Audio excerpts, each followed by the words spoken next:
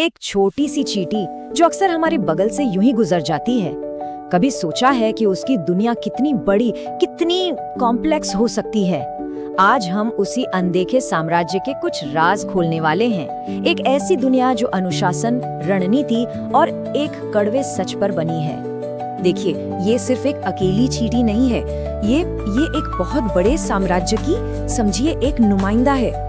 एक ऐसा साम्राज्य जो इतना पावरफुल है कि हजारों जिंदगियां सिर्फ एक, जी हाँ, सिर्फ एक शासक पर टिकी होती हैं। चलिए इसमें और गहराई से उतरते हैं। हर महान कहानी की तरह ही इसकी भी एक शुरुआत होती है, और चींटियों के इस साम्राज्य की कहानी एक अकेली सबसे इम्पोर्टेंट सदस्य से शुरू होती है, रानी चींटी से। सच पूछे तो वही इस पूरी दुनिया की क्रिएटर है। रानी का बस एक ही मुख्य काम है, अंडे देना। लेकिन रुकिए, ये कोई मामूली अंडे नहीं है। इन्हीं छोटे छोटे अंडों से एक पूरी की पूरी सेना खड़ी हो जाती है। एक ऐसा समाज जिसमें हर किसी का रोल पहले से ही तय है। और ये कोई ऐसी वैसी बेतरतीब भीड़ नहीं है, बल्कि एक हाईली ऑर्गेनाइज्ड सेना है। इस साम्राज्य का हर मेंबर एक खास मकसद के लिए ही पैदा होता है, और उसकी वफादारी सिर्फ और सिर्फ अपनी कॉलोनी के लिए होती है, बस।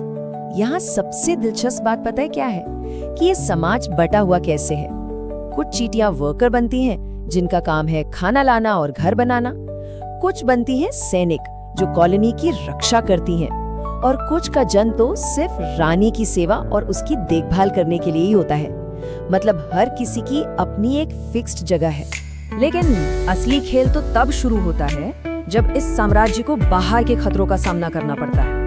जब खाने के लिए या अपने इलाके के लिए दूसरी कॉलोनियों से लड़ना पड़ता है ना, तब इनकी असली ताकत, इनका असली दिमाग सामने आता है। तो सवाल ये उठता है कि क्या ये सिर्फ अपनी जान बचाने के लिए लड़ती हैं, या इसके पीछे कुछ और भी है?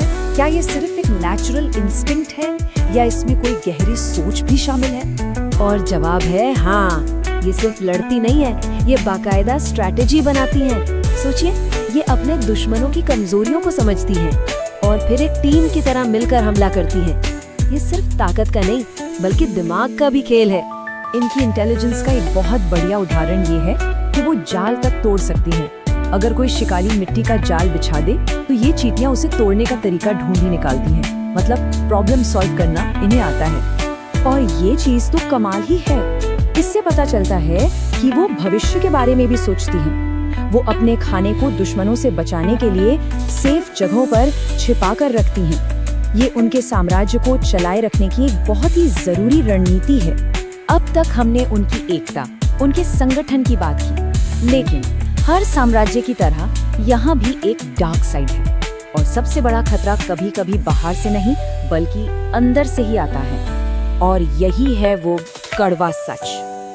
अगर कॉलोनी को जरा भी ये महसूस होता है कि उनकी रानी अब कमजोर पड़ रही है या ठीक से अंडे नहीं दे पा रही, तो वो उसे खुद ही खत्म कर देते हैं। जी हाँ, बिल्कुल सही सुना, अपनी ही रानी को मार डालते हैं।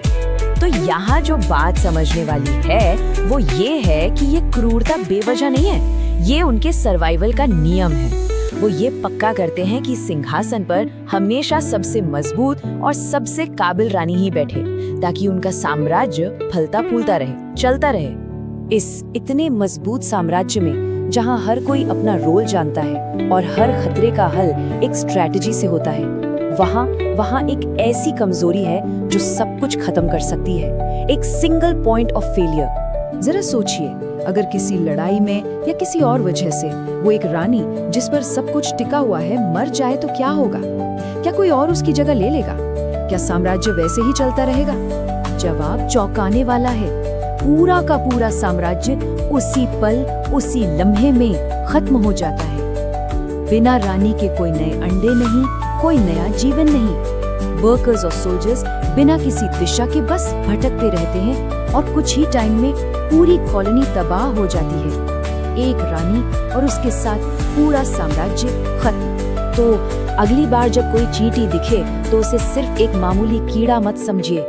वो अनुशासन, त्याग और शक्ति का एक जीता जागता और शायद सबसे खतरनाक उदाहरण है। एक ऐसा साम्राज्य जो एक धागे से बंधा है, लेकिन फिर भी दुनिया के सबसे कामयाब साम्राज्यों में से एक है।